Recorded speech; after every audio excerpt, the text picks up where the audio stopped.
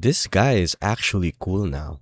My personal favorite thing about Season 3 is watching Subaru finally become someone you can rely on. He isn't the same Subaru we met on Season 1 where you pause the episode and stare at the ceiling and just Roswell's mansion, and I serve as this candidate's... Miss Amelia's best knight! fuck is this guy doing? That Subaru is long gone. Season 3 Subaru is a different beast. He listens. He plans. He knows he's not the strongest person in the room. He trusts the people around him. And throughout the seasons, they've learned to trust him. When he speaks, people stop and listen. When he comes up with a plan, everyone commits to it. Subaru earned their confidence through every failure, every sacrifice.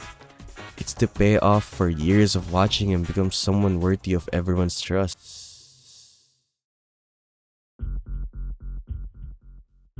And that's exactly the Subaru who walks into the watchtower. He solves riddles, keeps everyone focused. For the first time, Subaru doesn't have to prove he's reliable anymore. Everyone else already know he is. And just when he becomes a leader, everyone can depend on...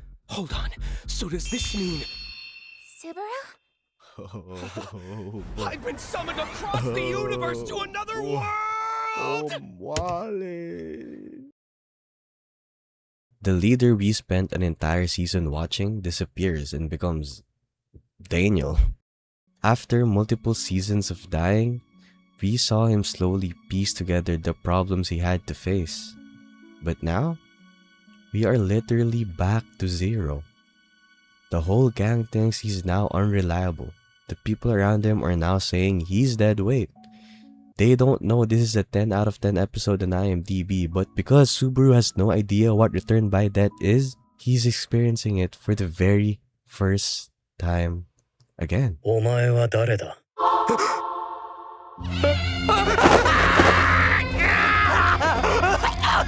Subaru, 大丈夫? 落ち着いて. Subaru, 落ち着くかしら?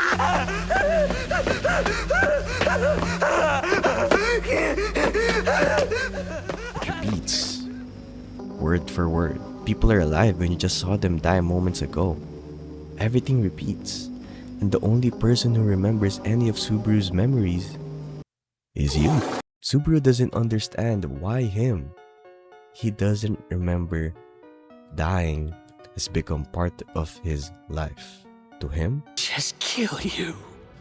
it's madness. Surrounded by strangers who insist they're his closest friends. For the first time since Season 1, we get to experience Return by Death from Subaru's perspective again. Not from the perspective of someone who learned to weaponize it, but from someone who's genuinely terrified of it. It's easy to forget how horrifying Return by Death really is. We've watched Subaru adapt to it over the years. He learned to accept the pain. He learned to hide the trauma. He learned to make impossible decisions because he knows another loop might give him another chance. But strip away those memories, and death becomes a nightmare all over again. He had every reason to run away. Why would he throw himself into danger for people he doesn't know? He was just getting noodles, and I wouldn't blame him. If I got isekai this mid-arc, I'd probably just die on the spot. But these last 4 episodes is so special because of how they reframe Subaru's character. From this arc, I see the memory reset as proving who Subaru really is. Because even without his memories, even without recognizing the people standing beside him, he still chose to protect them. He still tried to be a reliable person. He still chooses to believe that no one should be left behind. The confident leader we see in Season 3 wasn't created by his memories. His memories shaped him. His selflessness, his refusal to give up on people, those were always there. This is the kind of person he chooses to be. And that's why these episodes are so good. It's not just about solving the mystery of the Watchtower. They made it so much interesting that Subaru's greatest strength was never returned by death. It was his heart.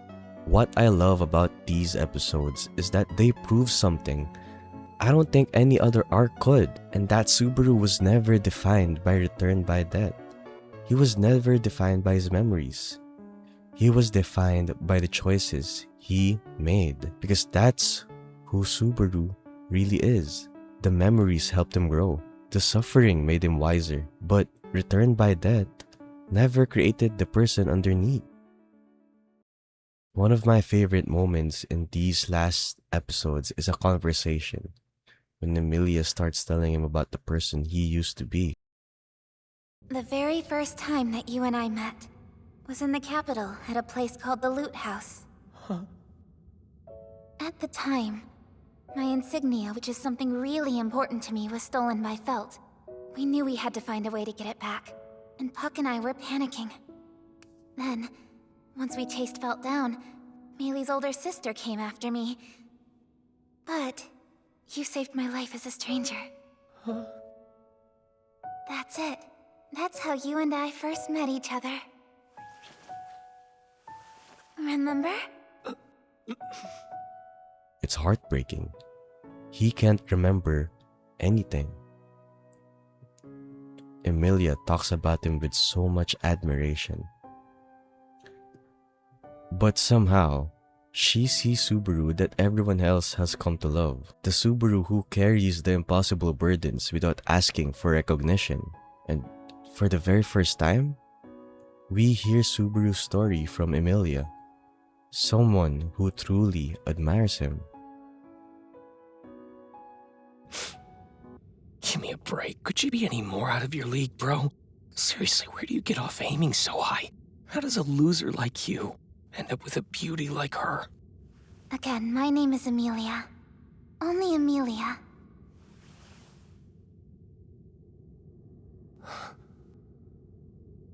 Please.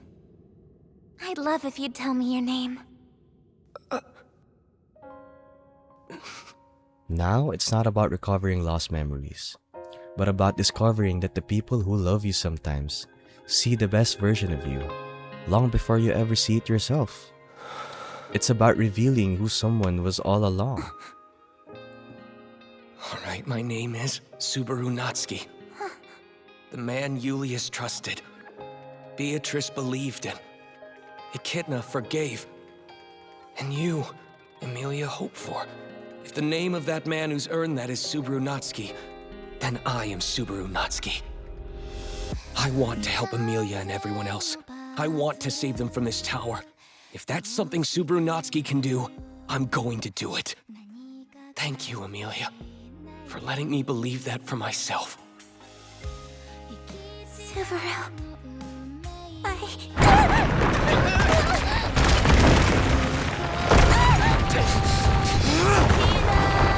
Emilia! Emilia!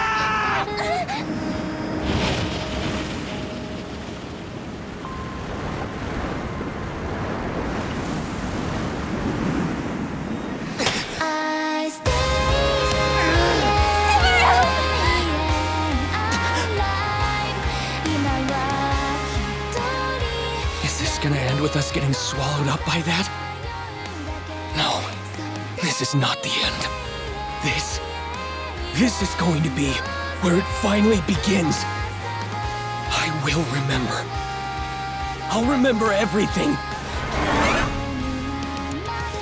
Even if you were to forget me. And he finally realizes the power of simping. And the dub is actually good. I genuinely can't wait to see where this goes next. And clearly from this video, I haven't read the light novels. So make sure to subscribe for more videos like this and comment down below what do you guys think of this type of content. Peace out.